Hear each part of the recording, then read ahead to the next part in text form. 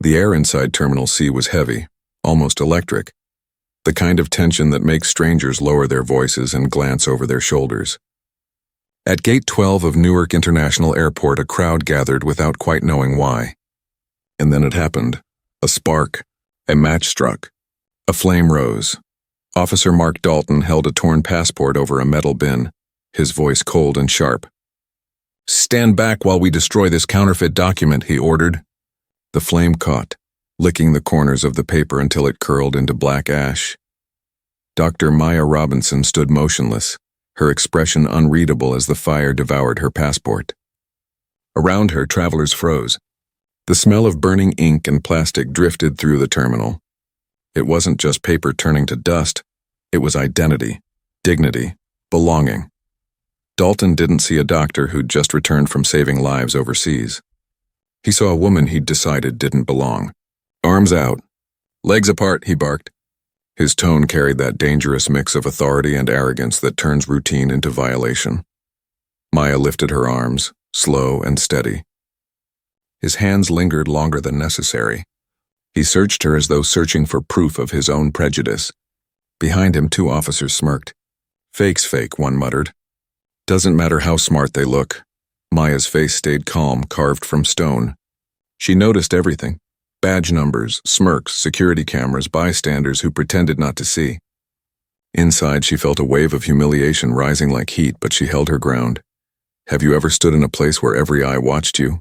Not as a person, but as a problem? Have you ever been treated like evidence instead of a human being? Her phone buzzed in her purse. A message flashed from her husband. "Landed yet? The meeting with the president starts in 90 minutes. Maya Robinson wasn't just anyone.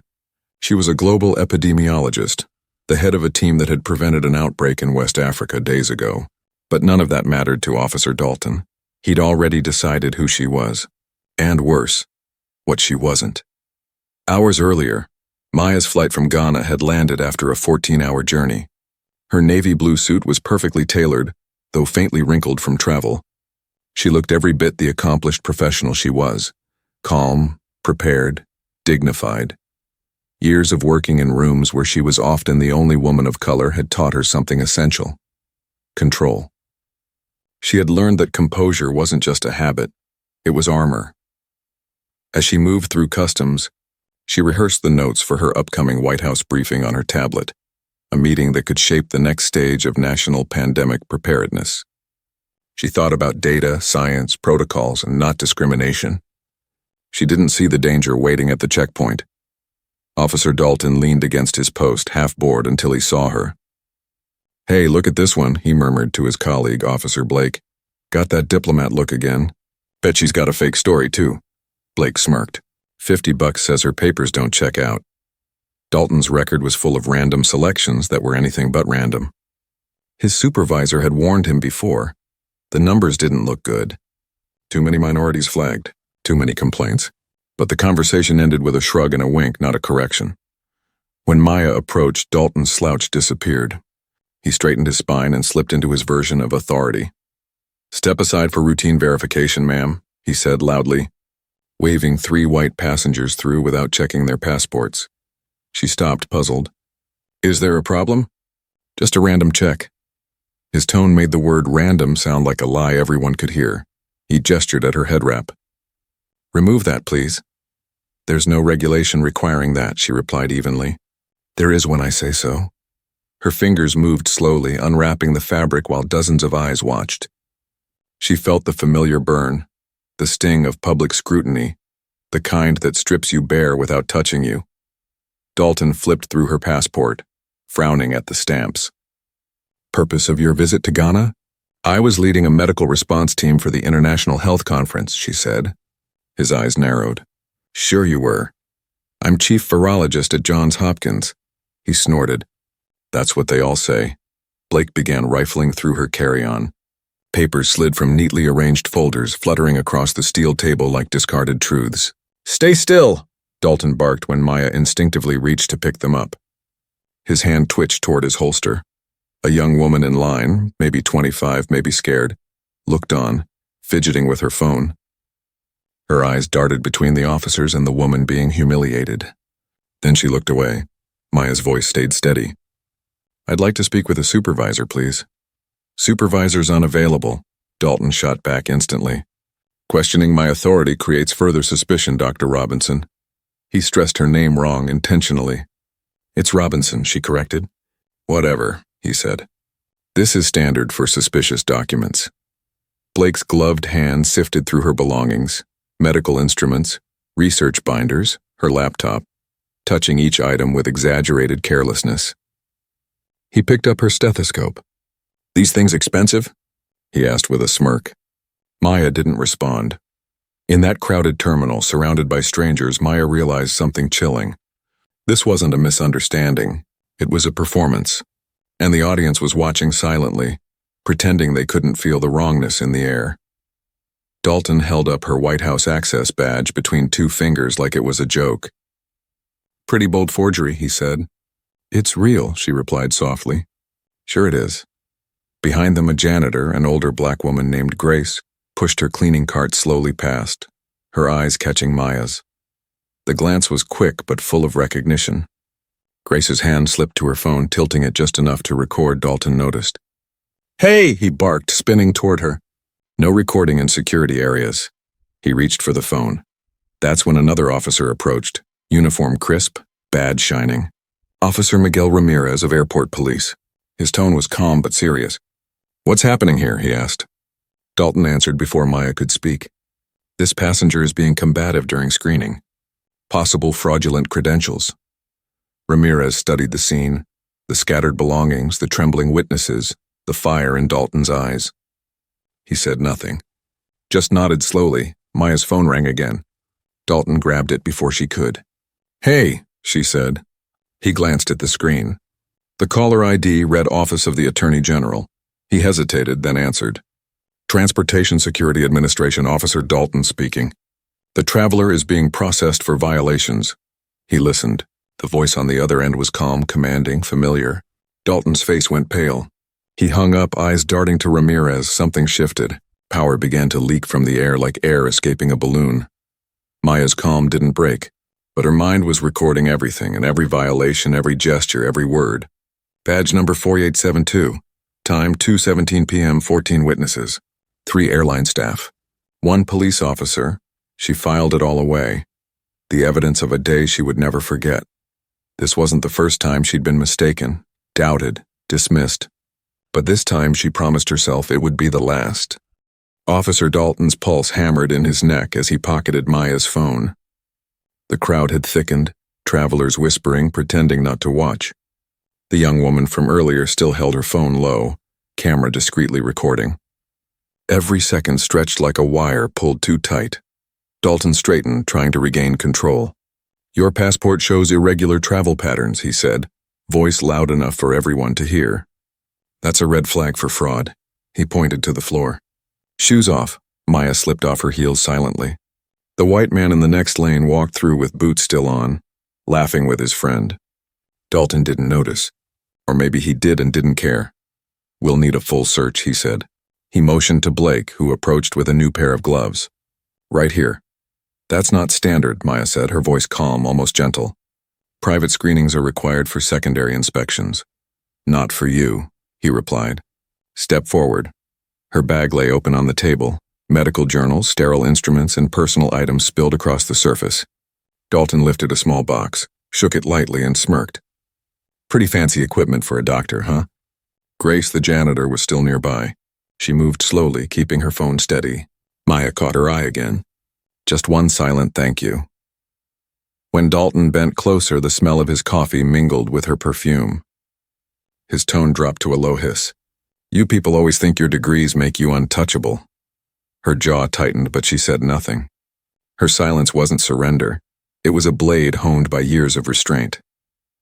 Officer Ramirez shifted his weight, stepping a little closer. His instincts told him this had gone too far.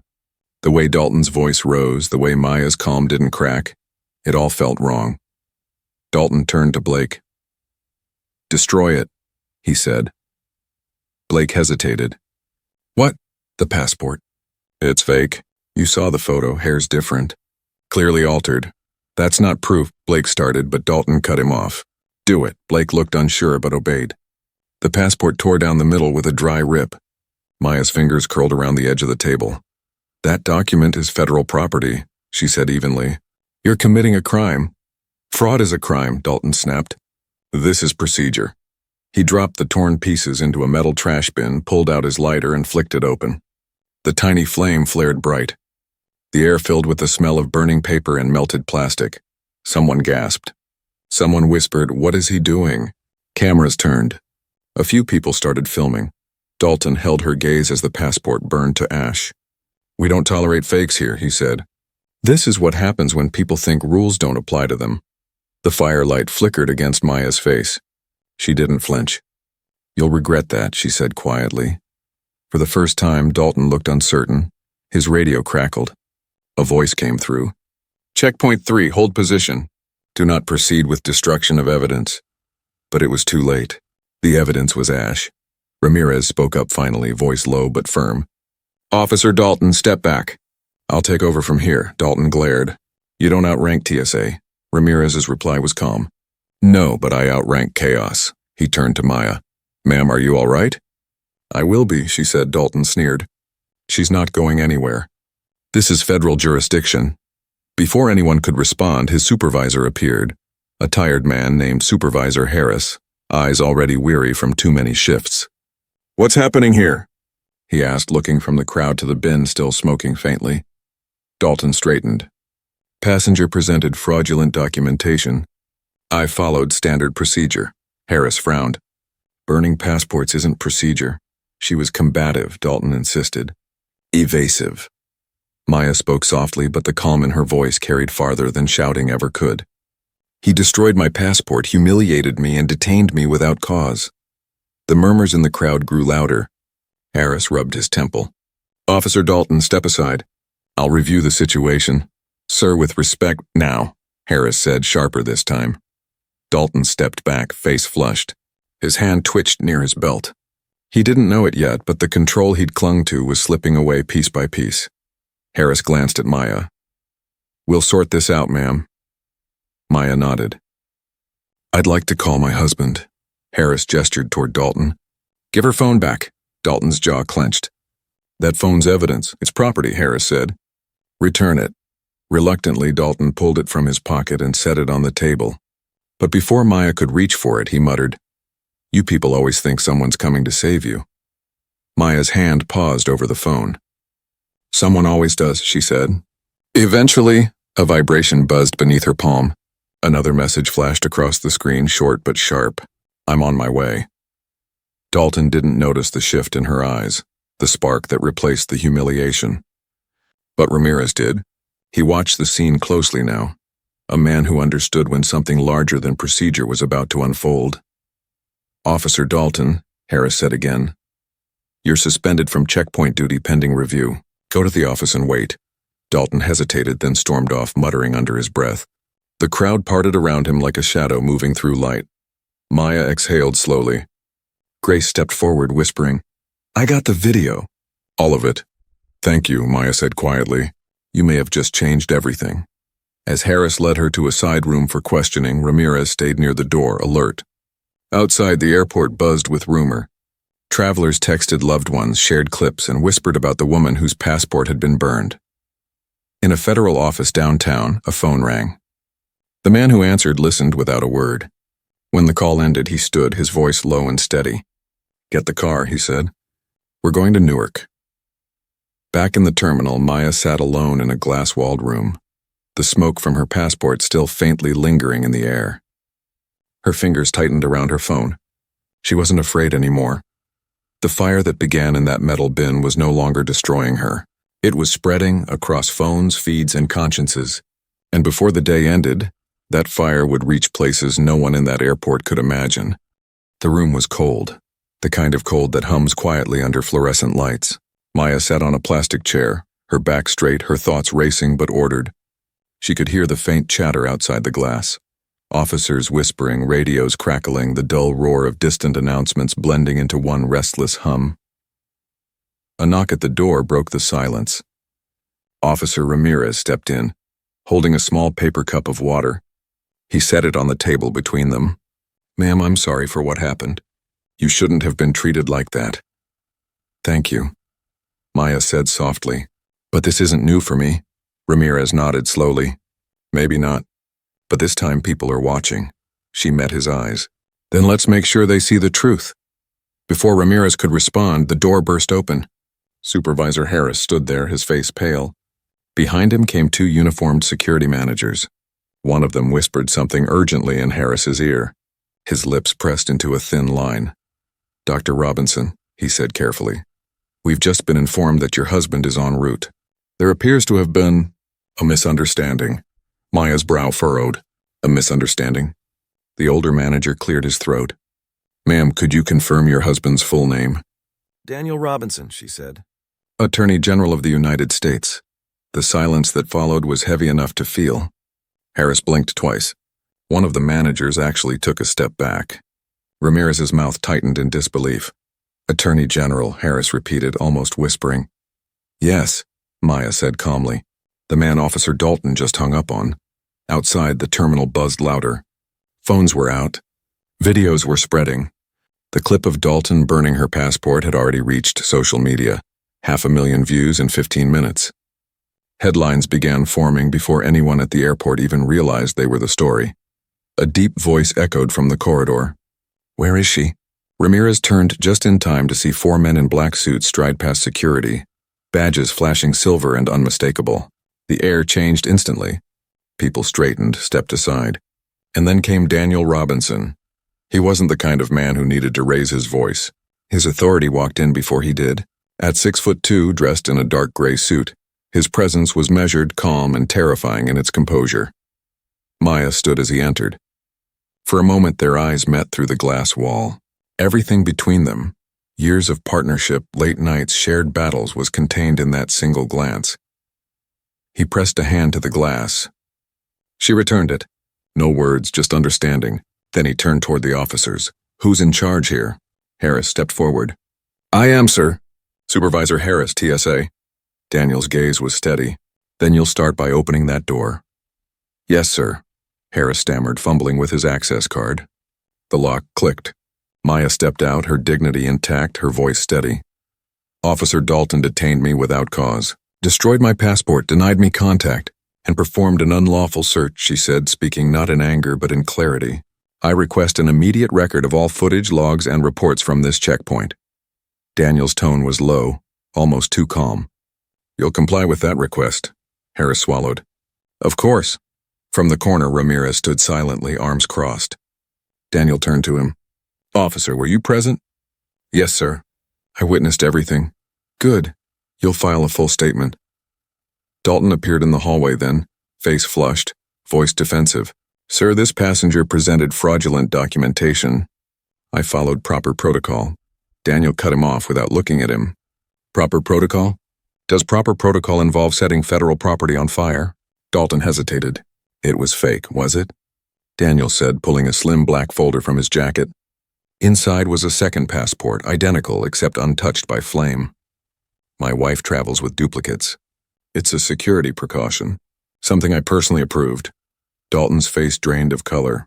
His lips parted, but no sound came out. Ramirez watched the scene unfold with quiet awe. The entire terminal seemed to hold its breath. Travelers stared openly now, phones raised, history recording itself in real time. Daniel's tone sharpened.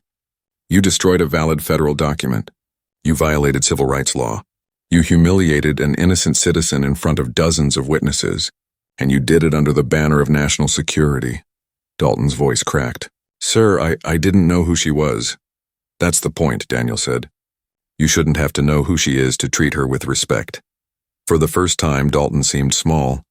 The authority that had once filled his chest drained away until all that remained was a man exposed by his own cruelty. Harris tried to interject. Sir, we'll handle disciplinary— No, Daniel interrupted.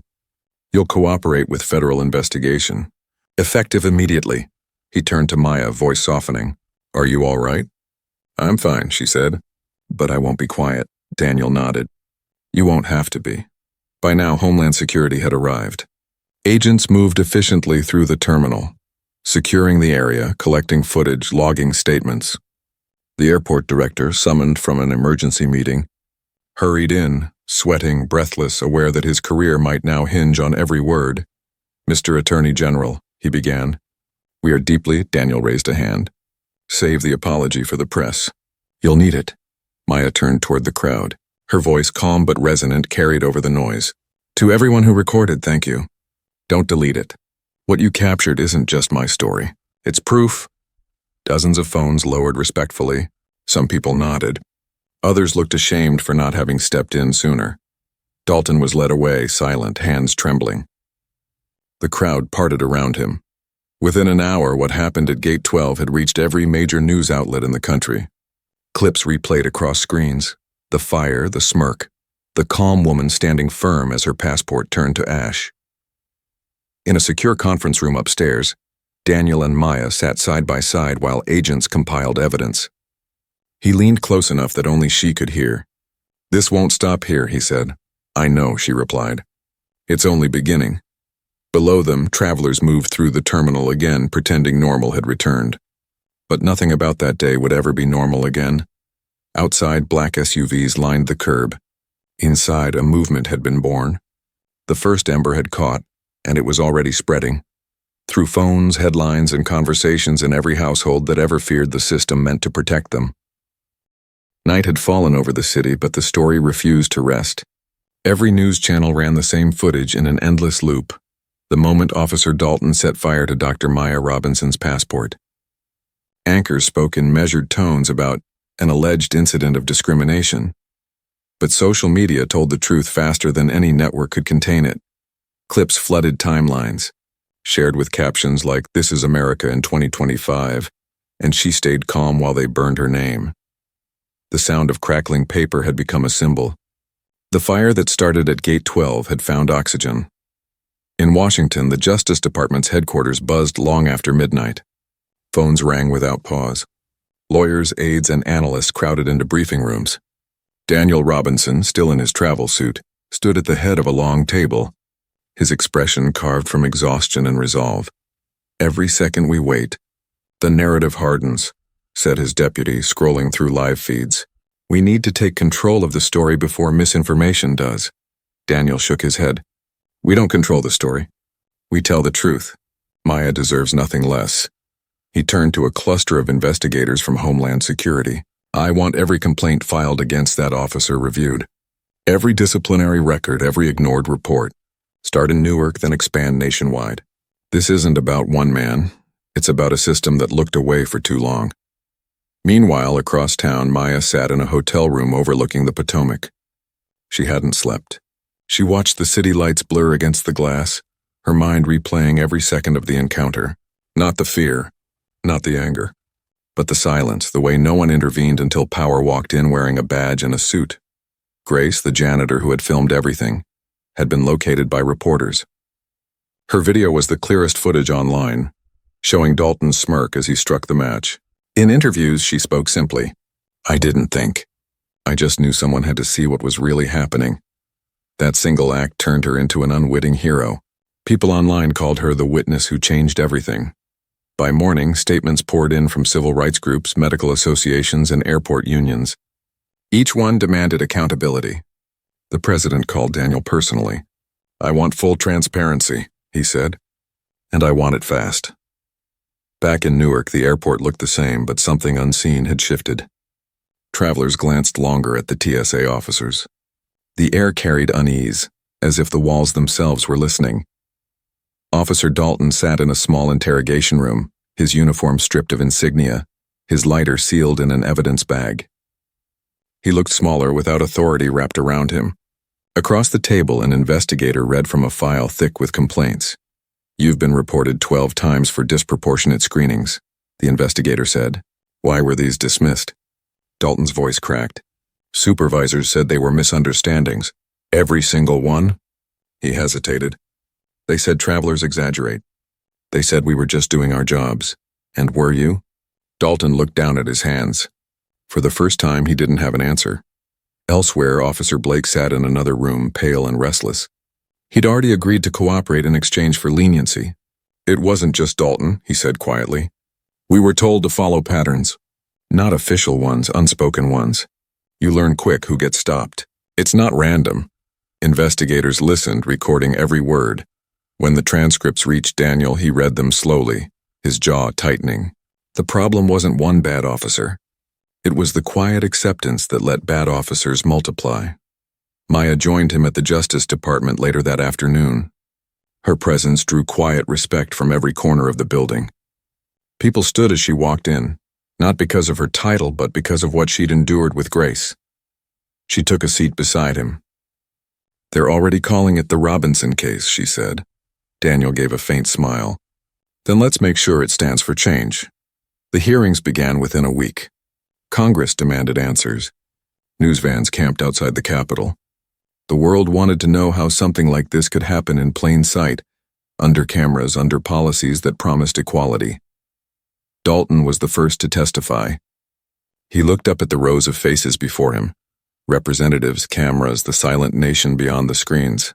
His hands shook as he adjusted the microphone. "I followed protocol," he began. A congresswoman leaned forward.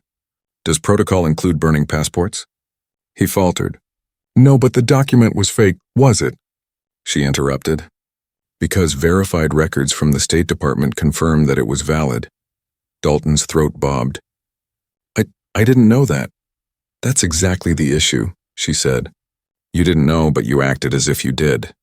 You made judgment into law." Each question sliced another layer of defense away until only truth remained. Bias disguised as vigilance. Maya watched from the back row, her expression unreadable. When the hearing adjourned, reporters surged around her, microphones outstretched. "How does it feel to see justice?" one asked.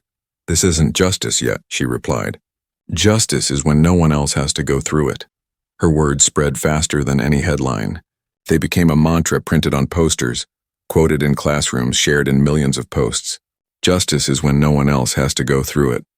Over the next weeks, news stories surfaced, similar incidents at airports in Chicago, Dallas, Atlanta. Travelers came forward, emboldened by her courage. Grace's footage became evidence in multiple investigations. Change was no longer a demand. It was a wave. In one late-night meeting, Daniel looked across the table at Maya. "They're drafting reform legislation," he said. "Mandatory cameras for all screenings, independent review boards, new training standards." She nodded. "Good, but it can't stop at airports." He smiled faintly. "You're thinking bigger again." "Always," she said. "Because injustice never stays in one place." Outside, rain began to fall softly against the city windows. For the first time in days, Maya allowed herself to breathe. The fight wasn't over, but something fundamental had shifted. The silence that once protected cruelty had cracked open. And through that crack, light was beginning to pour. Weeks passed, but the world hadn't moved on. The footage from Gate 12 kept circulating, finding new life with every repost. News outlets still opened their broadcasts with the burning passport, now slowed to half speed. Each flicker of flame reflecting what the nation was feeling. Shame, anger, awakening. Across the country, conversations that people used to avoid were suddenly everywhere. Strangers in coffee shops argued over fairness. Travelers in airport lines looked up from their phones, wondering who might be watching next. The words "justice is when no one else has to go through it" were painted on murals, printed on protest signs, and whispered between people who had once felt invisible. Inside the Justice Department, Daniel and Maya's days blurred into 12-hour meetings. Teams pored over thousands of records from airports nationwide. Patterns emerged quickly. Repeated complaints dismissed as subjective. Officers reassigned quietly instead of investigated. Travelers punished for asking questions. Daniel read one report aloud. A woman in Dallas detained because her accent didn't match her passport. A veteran in Chicago asked to remove his prosthetic leg for verification. Every page tells the same story. Maya rubbed her temples. Different faces. Same blindness. They both knew the solution couldn't be another speech or temporary policy. It needed roots, something that outlasted outrage. So Daniel drafted what would become the foundation of the Traveler Dignity Initiative. It called for cameras on every screening, independent oversight, anonymous complaint channels, and data transparency across all airports. Maya added something new. Training that treated empathy as a skill, not a weakness. "You can teach security," she said, "but you must also teach humanity." Meanwhile, Officer Ramirez became the quiet thread connecting everything. He gave his statement publicly, confirming every detail, describing how Dalton's tone changed when Maya challenged him, how his gut told him something was deeply wrong. People called him the rare witness from the inside. His calm honesty gave credibility to what so many had claimed for years. When Congress convened again, the hearing room was packed. The air buzzed with expectation. Reporters lined the back walls, their cameras steady. Daniel stood at the witness table, the nation's chief law officer and also a husband still carrying the weight of a single cruel act. He began simply, "What happened to my wife is not about one officer. It's about a system that rewards speed over care, control over respect, and silence over truth." He spoke for 40 minutes, not from notes but from memory, statistics, testimonies, policy failures, all leading to one point. Security and dignity must never be treated as opposing values. They depend on each other. The room fell silent when he finished. Then one by one, members of Congress nodded. The cameras caught it, a collective acknowledgement that something irreversible had begun. Outside, reporters swarmed Maya as she exited. One shouted, "Dr. Robinson, what do you hope this will change?" She paused, eyes steady. "Everything," she said. Because systems only change when people stop pretending they're fine. That night, networks replayed the hearing on loop. Pundits debated motives, politicians measured words. But ordinary viewers felt something else, a tremor of possibility. In Philadelphia, Grace watched from her living room, her phone buzzing with messages from strangers thanking her. She didn't feel like a hero. She'd just done what conscience demanded. Still, when she saw Maya speaking on screen, she smiled through tears. Soon after, the reforms began rolling out. Cameras installed at every TSA checkpoint, anonymous digital kiosks where passengers could file complaints instantly, data dashboards tracking demographic patterns visible to the public. For the first time, sunlight hit corners that had lived too long in shadow. The early numbers were promising. Incidents dropped. Officers who once joked about random checks found themselves retrained or replaced. New recruits learned from day one that professionalism meant protection, not power. At Newark, the same terminal that had once hosted humiliation now displayed a banner above security lines. "Respect is security." Travelers stopped to take photos, sharing them online with quiet pride. Months later, the reforms extended beyond airports to train stations, border checkpoints, and federal service centers. Maya's testimony had started a chain reaction that couldn't be contained by one institution. Meanwhile, Dalton faced trial. The courtroom was smaller than the cameras made it look, but the gravity was immense. He sat alone at the defendant's table, staring at the floor as prosecutors detailed his pattern of targeting Black and immigrant travelers. When asked if he had anything to say, his answer came hollow. "I thought I was protecting people." Maya attended only once. She didn't look at him with anger, just quiet finality. Later, when reporters asked why she went, she said, "I needed to see that accountability isn't revenge. It's repair." Her words echoed through op-eds and speeches until they became part of the national vocabulary. As spring turned to summer, Daniel stood before reporters again, this time announcing the Traveler Dignity Act had passed. Behind him, Maya watched from the crowd, surrounded by families who had flown in to witness the moment. "Every traveler," Daniel said, "deserves both safety and respect. Today that promise becomes law." Applause filled the room. Cameras flashed. Yet Maya's eyes weren't on the podium, they were on the people. The mother in a headscarf holding her daughter's hand. The elderly man who had once been told to strip his dignity at a checkpoint. The young officer from Ramirez's new training unit standing proudly in uniform. Each face was proof that change was not theory anymore. It was real, breathing, spreading.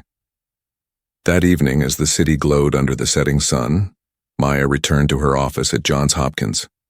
She opened her email and found hundreds of messages from travelers sharing their stories, some heartbreaking, some hopeful. She read them all, tears slipping down her cheeks, not from sorrow but from recognition. Outside her window, sirens wailed faintly in the distance, a reminder that the world still held chaos. But for the first time in a long time, she felt the balance tipping toward light. 1 year later, the world that once turned its face away was now wide awake. Airports no longer felt like battlegrounds. They hummed with motion, still busy, still full of rules and lines, but something had changed in the air itself, an invisible current of mutual respect. Dr. Maya Robinson walked through the terminal of the same Newark International Airport where everything began. She carried her passport with quiet pride, its new pages crisp, untouched by fire. Her steps were measured not out of caution but reflection. Every beep of a scanner, every polite nod from a security officer reminded her that reform had become reality. At the checkpoint, a young TSA officer looked up from her station and smiled. "Good morning, Dr. Robinson. Thank you for your work on the new health travel protocols. My brother's a medic overseas. He says your research saved lives." Maya smiled back. "Tell him I said thank you for his." The officer's tone was steady, her manner respectful. No smirk, no suspicion, just professionalism. Behind her, signs glowed in bold letters. All travelers have the right to dignity, transparency, and respect. Beneath that, smaller screens showed real-time data of inspection fairness rates, updated hourly for the public. Maya placed her bag on the conveyor belt. The officer gestured politely. "Random screening, ma'am. Should only take a moment." "Of course," Maya said. The words came easily now because they carried trust, not fear. She watched the process unfold as it should have always been, efficient, transparent, fair. When the officer returned her belongings, Maya thanked her. It was a small exchange, but it carried the weight of everything that had been rebuilt from ashes. Across the terminal, Janine, the once quiet janitor, now director of civil rights compliance, spoke with a small group of new hires. She pointed to data graphs on her tablet. "We track patterns every day. If the numbers shift even slightly, we act immediately. The goal isn't to catch mistakes after they happen. It's to prevent them altogether." Her voice carried pride without arrogance. The same woman who had filmed a moment of injustice was now leading the system that stopped it from happening again. She caught sight of Maya and walked over. "Our quarterly report's ready," she said with a grin. "Complaint rates down 90%. Screening consistency up to 96. We're not perfect yet, but we're close." Maya nodded. "Close is good. Close means progress is alive." At another checkpoint, Officer Ramirez, now head of training, watched his recruits practice scenarios. "Respect isn't a formality," he told them. "It's the backbone of security. If you can't see the humanity in the traveler, you don't belong in this uniform." His words rippled through the group like a quiet vow.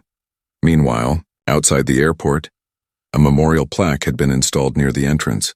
It read simply, "In memory of every traveler who lost dignity where they should have found safety. May their stories guide us." Flowers rested at its base, left by strangers who didn't know each other but shared gratitude for what had changed.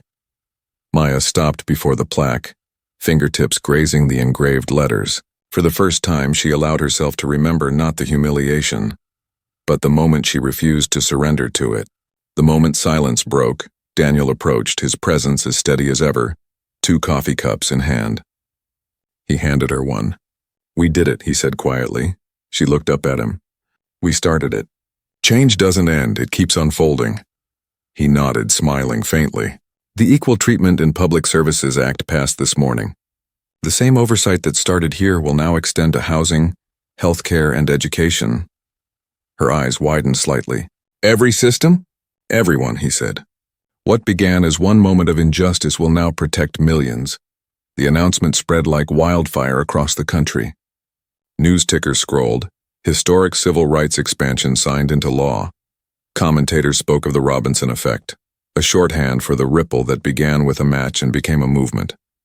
Later that day, Maya stood before a lecture hall full of young medical students at Johns Hopkins. Sunlight streamed through the high windows. She began without notes, her voice steady and alive. "Power is not what you have. It's what you do when you see someone else being denied theirs. The systems we build will always reflect what we tolerate, so decide what you'll never tolerate again." The students sat in silent focus, many of them too young to have known the world before the change but old enough to understand its cost. After the lecture, a student approached, hesitant but determined. "Dr. Robinson, my mother was detained unfairly years ago. She never talked about it, but when she saw your story, she finally did. She said it gave her peace." Maya smiled gently. Then it was all worth it. That evening, she and Daniel boarded a flight together for the first time since that day. They passed through security without incident. No one whispered. No one stared. Just quiet efficiency and human decency. As the plane lifted into the clouds, Maya looked out at the world below. Cities glittered like constellations, their lights connected by invisible threads, people, stories, actions that had turned outrage into reform. She leaned her head against Daniel's shoulder. "Do you ever think," she murmured, "that maybe justice isn't a destination but movement itself?" He smiled. "If it is, then you've kept it moving faster than anyone."